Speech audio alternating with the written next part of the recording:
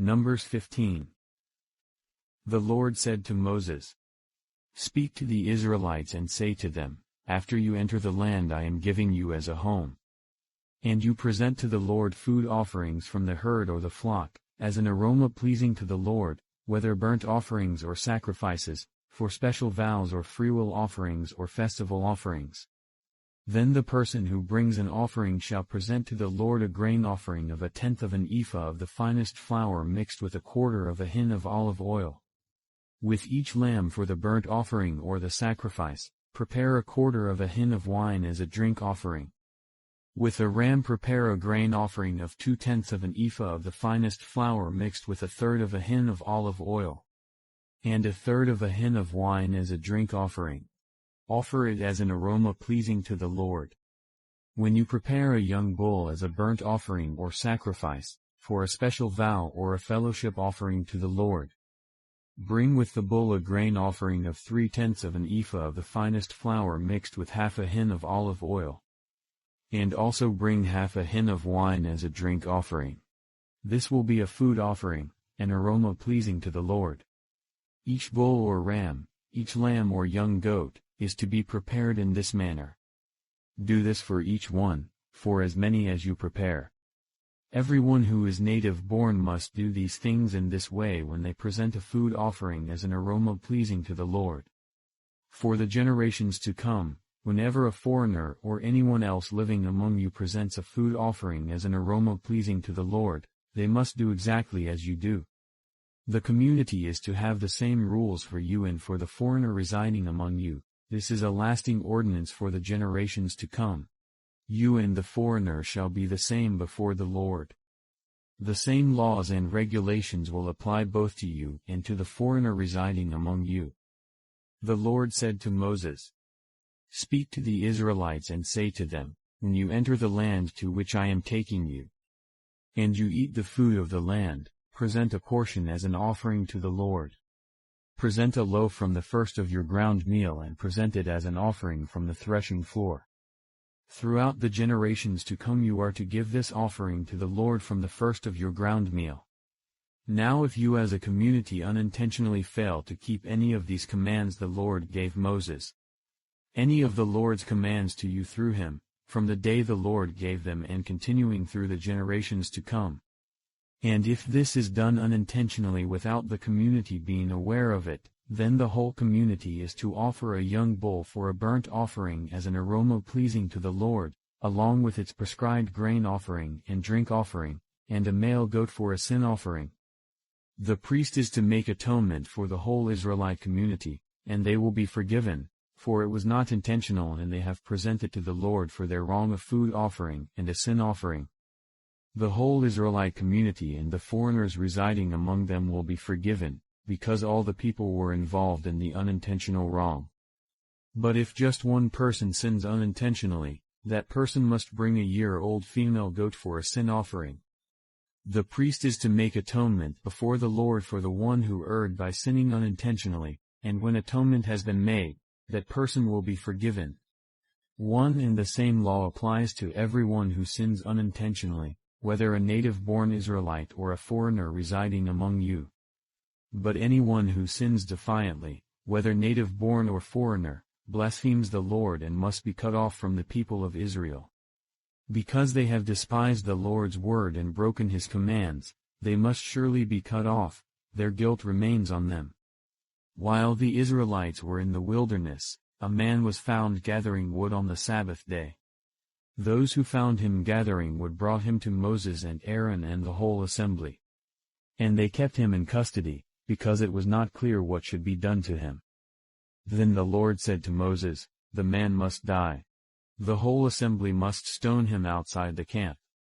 So the assembly took him outside the camp and stoned him to death, as the Lord commanded Moses. The Lord said to Moses, "Speak to the Israelites and say to them, throughout the generations to come you are to make tassels on the corners of your garments, with a blue cord on each tassel. You will have these tassels to look at and so you will remember all the commands of the Lord, that you may obey them and not prostitute yourselves by chasing after the lusts of your own hearts and eyes. Then you will remember to obey all my commands and will be consecrated to your God. I am the Lord your God, who brought you out of Egypt to be your God. I am the Lord your God. Numbers 16.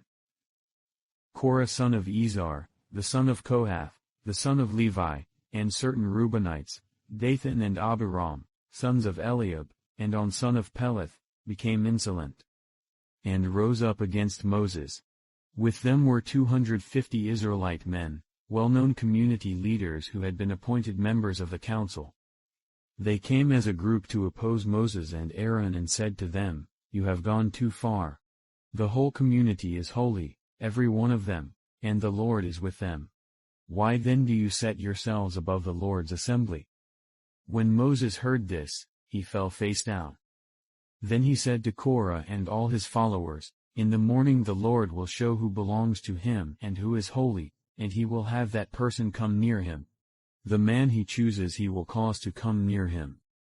You, Korah, and all your followers are to do this, take censers. And tomorrow put burning coals and incense in them before the Lord.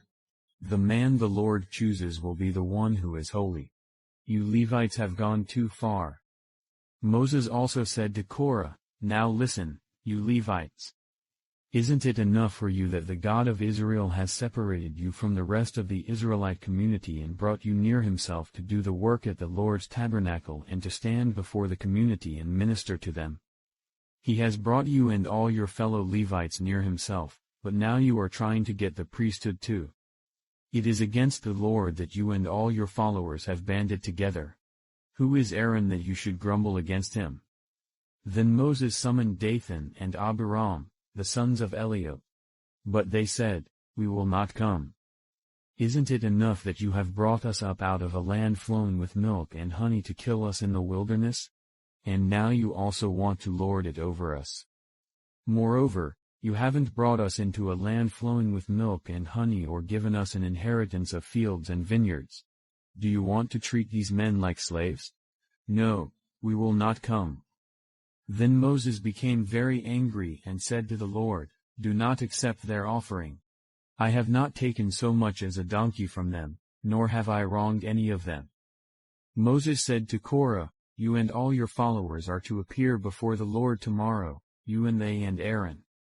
Each man is to take his censer and put incense in it, 250 censers in all, and present it before the Lord.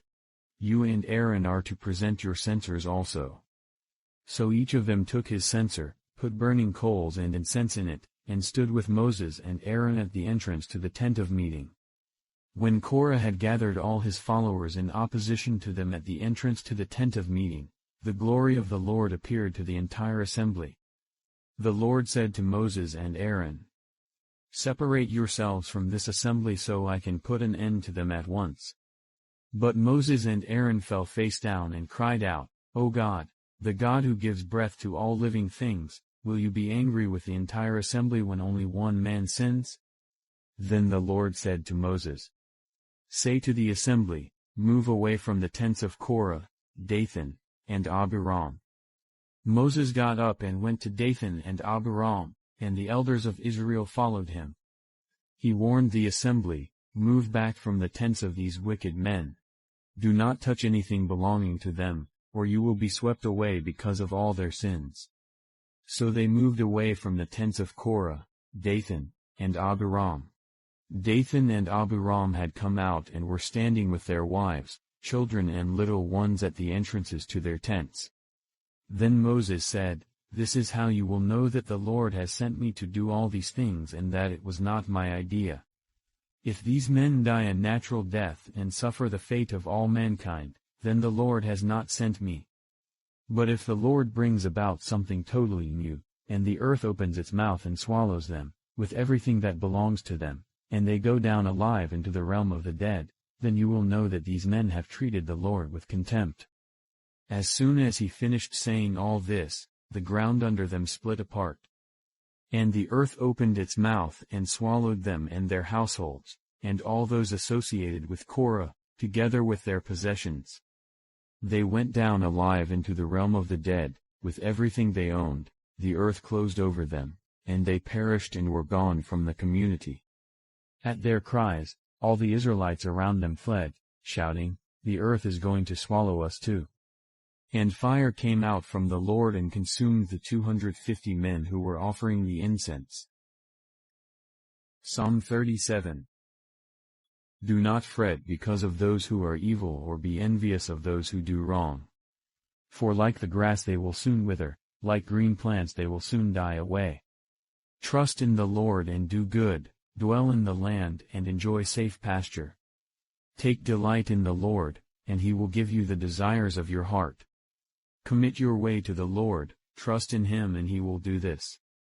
He will make your righteous reward shine like the dawn, your vindication like the noonday sun. Be still before the Lord and wait patiently for him. Do not fret when people succeed in their ways, when they carry out their wicked schemes. Refrain from anger and turn from wrath. Do not fret, it leads only to evil. For those who are evil will be destroyed, but those who hope in the Lord will inherit the land.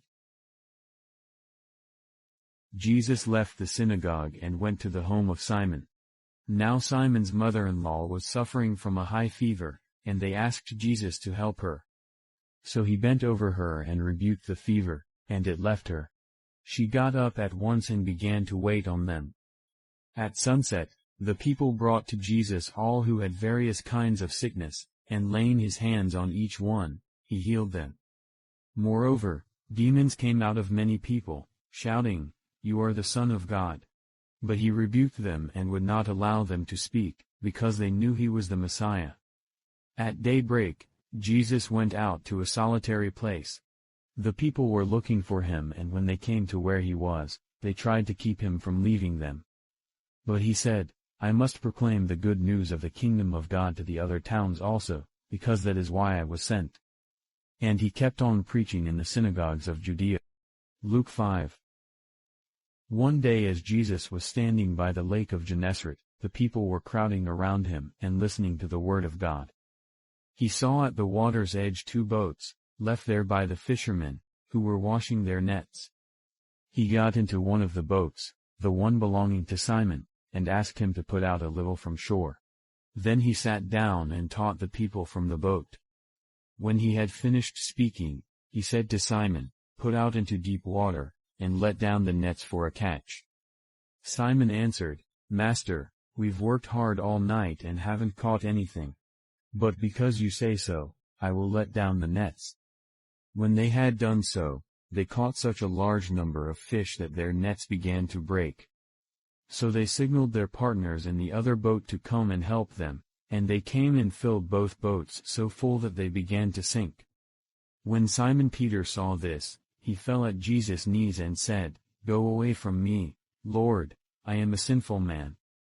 For he and all his companions were astonished at the catch of fish they had taken.